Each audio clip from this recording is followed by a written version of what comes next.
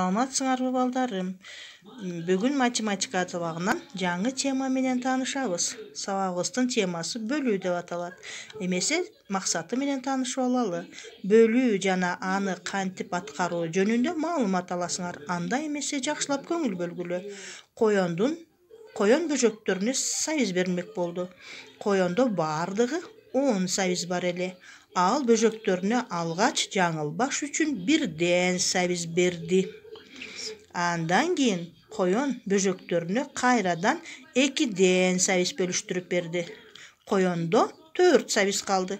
Ал калган сабиздерин бөжөктөрүнө дагы 2ден бөлүштүрүп берди. Мына ошентип коёндордун ар биринде 5ден сабиз болду. Демек 10ду 2ге бөлсөк 5 келип чыкты. Бизде оюнчуктар бар. Тик бурчтуу таблицанын жардамында оюнчуктарды 2 текчеге бөлүштүрүп коебуз.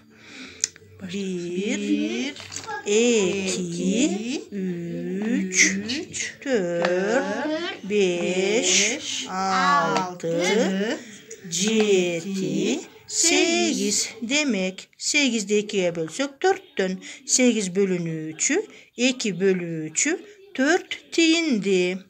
Демек тийиндини табуу бөлүү деп аталат. Андемесе 638-644 мисал маселени үйдөн иштейбиз.